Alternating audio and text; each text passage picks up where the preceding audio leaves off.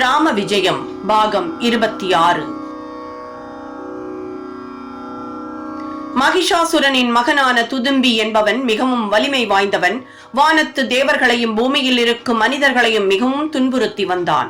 எவராலும் அவனோடு போரிட்டு வெல்ல முடியவில்லை. கடைசியாக துதும்பி யமனிடம் சென்று தன்னுடன் சண்டையிடுமாறு சவால் விட்டான். என்னால் உன்னுடன் சண்டை போட முடியாது, நீ கிஷ்கிந்தைக்கு சென்று அங்கிருக்கும் வாலியுடன் உன்னால் முடிந்தால் போரிட்டு பார் என யமன் சொல்ல, அதன்படி துதும்பியும் கிஷ்கிந்தை சென்று வாலியை சமரிட அழைத்தான். கோபத்துடன் வெளியே வந்த வாலி துதும்பியை கொன்று அவனது உடலை வானத்தில் எறிந்தான். அது சென்று ருஷ்யமுக பர்வதத்தில் விழுந்தது. அங்கு தவம் செய்து கொண்டிருந்த ரிஷிகள் எல்லோரும் அந்த பருத்த உடலின் பாரம் தாங்க முடியாமல் மாண்டனர். அங்கிருந்த மாதங்கர் என்னும் முனிவர் கோபமடைந்து, வாலி இந்த மலைப்பக்கம் வந்தால் அவனுக்கு உடனடி மரணம் சம்பவிக்கும் என சபித்தார்.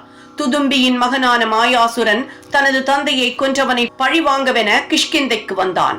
ஆனால் வாலியுடன் போரிட முடியாமல், அவன் கொடுத்த அடிகளின் வலி தாழ முடியாமல் பாதாள லோகத்திற்கு ஓடி அங்கே ஒரு குகைக்குள் ஒளிந்தான். வாலி அவனை பின்தொடர்ந்து சென்று என்னை அந்த குகையின் வாசலில் காவலுக்கு நிற்க சொல்லிவிட்டு குகைக்குள் நுழைந்தான். ஆனால் பல மாதங்கள் ஆகியும் அவன் திரும்பி வரவில்லை. அத்தனை காலமும் நான் அங்கேயே நின்று காவல் காத்தேன். இந்த சமயத்தில் சில தேவர்கள் கிஷ்கிந்தைக்கு வந்து அதை தங்கள் வசமாக்க முனைந்தார்கள். இதை அறிந்த நான் ஒரு பெரிய பாறாங்கல்லை அந்த குகையின் வாசலில் வைத்து மூடிவிட்டு கிஷ்கிந்தை சென்று தேவர்களுடன் போரிட்டு அவர்களை முறியடித்தேன். 20 மாதங்கள் ஆகியும் வாலி இன்னமும் வரவில்லை. அதனால் அவன் இறந்து விட்டான் என எல்லோரும் முடிவு செய்து கிஷ்கிந்தையின் பிரஜைகள் அனைவரும் எனது விருப்பத்திற்கு மாறாக என்னை அரசனாக்கினர். இதற்குள்ளாக மாயாசுரனின் தலையுடன் வாலி குகையின் முகத்திற்கு வந்தான். அது மூடப்பட்டிருப்பதைக் கண்டு மிரண்டு போய் இது என் வேலையாக தான் இருக்கும் என நினைத்து விட்டான். தனது வலிமையால் அந்த கல்லை அகற்றிவிட்டு நேராக கிஷ்கிந்தைக்கு வந்தான்.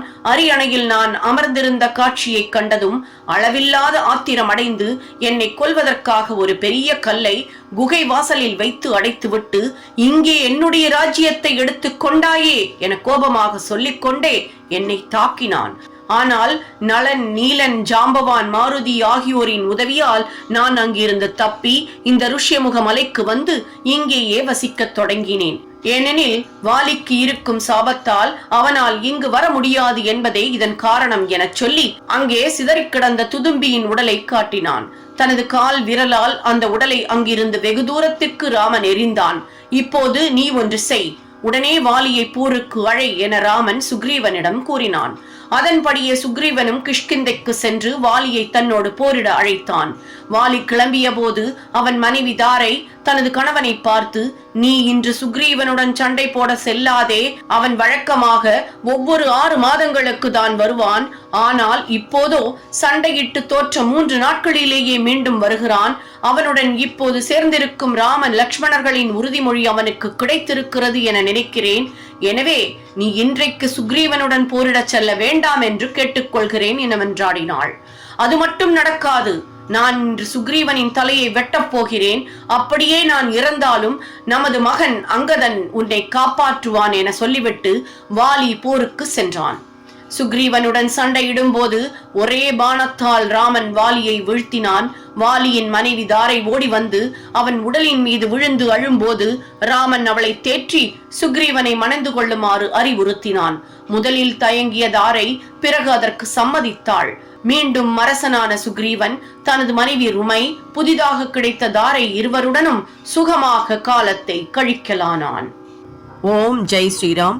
ராம விஜயம்ங்கிற அற்புதமான இந்த பதிப்பை இதுவரைக்கும் தமிழ்ல இப்படி கொடுத்திருக்காளா அப்படிங்கிறது தெரியாது.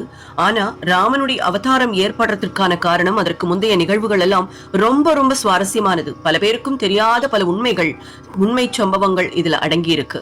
சோ நம்ம எல்லாருக்கும் இது தெரியணும். பல புராண கதாபாத்திரங்களின் தத்ரூப குணாதிசயங்களை இதுல வர்ணிச்சிருக்கிறது ரொம்ப அபூர்வமா இருக்கு.